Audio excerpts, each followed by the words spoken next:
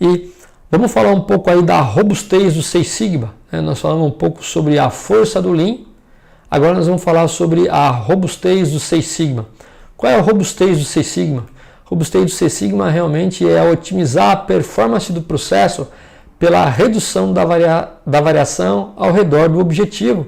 Então imagina que você tem aqui um processo que não é capaz, você tem aí um valor aqui, a média do seu processo, que é diferente da nominal, do target, e perceba aqui os limites superior de especificação e o limite inferior de especificação, upper specific limit superior e lower specific limit inferior.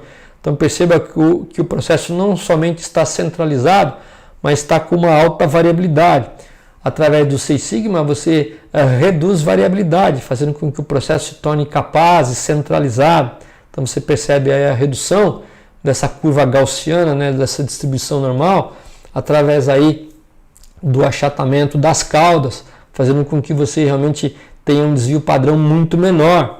Então está aí a robustez do Six Sigma. E basicamente o que é Six Sigma? Que pouca gente sabe. O que é Six Sigma, pessoal? Preste bem atenção agora.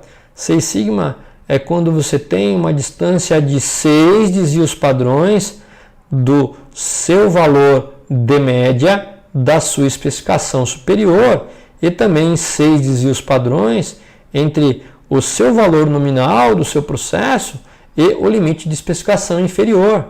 Então você está distante, a média está distante dos limites de especificação 6 sigma.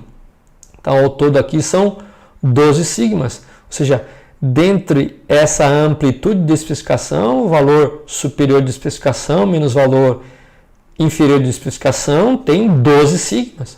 Então faz com que, uma vez que eu tenha essa possibilidade, você tem apenas um defeito a cada bilhão de oportunidade. Então perceba bem, né? Quando o processo ele é estático, e nós vamos falar um pouquinho que o processo você tem que levar em consideração a variabilidade dele em torno de 1,5 sigma, você tem aí a possibilidade de ter aí um defeito a cada bilhão de oportunidade. Como o nosso processo ele varia 1,5 sigma ao longo do tempo, se você tiver aí um processo 6 sigma, faz com que você ainda assim tenha 3,4 defeitos por milhão de oportunidade. As montadoras automotivas mais críticas, elas requerem aí por volta aí de 6 defeitos por milhão de oportunidade.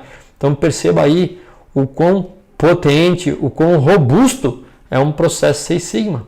Então tá aí porque a definição de 6 sigma é a sua distância do valor nominal do seu processo, tendo aí 6 desvios padrões até o limite inferior ou superior de especificação, fazendo com que você fique aí com uma chance muito pequena de enviar defeitos para o seu cliente.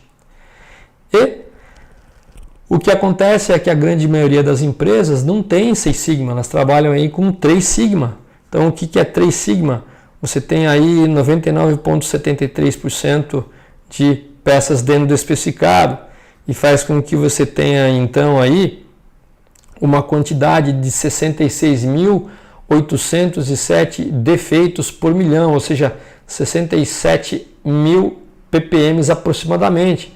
Um processo 6 sigma, que geralmente é o que as empresas têm, como eu mostrei para você, você pode perceber que tem aí uma parte da cauda que fica fora dos limites de especificação, principalmente quando o processo varia a 1,5 desvios padrões em relação aí à média.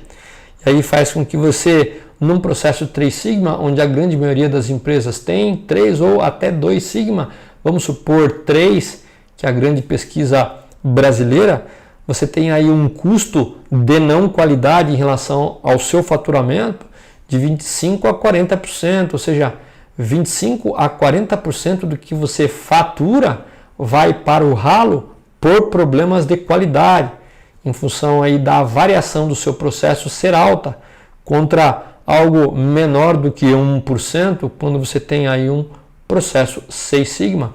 Então perceba em linhas financeiras, monetárias, o quanto uma empresa pode trabalhar se não investir no momento correto em processos 6 Sigma.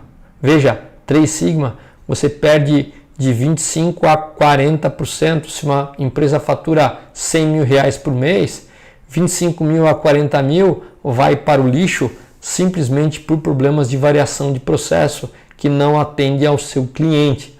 Pode ser um valor ainda muito maior. Então está aí a robustez do 6 Sigma. E como que o Lean e o 6 Sigma trabalham em conjunto?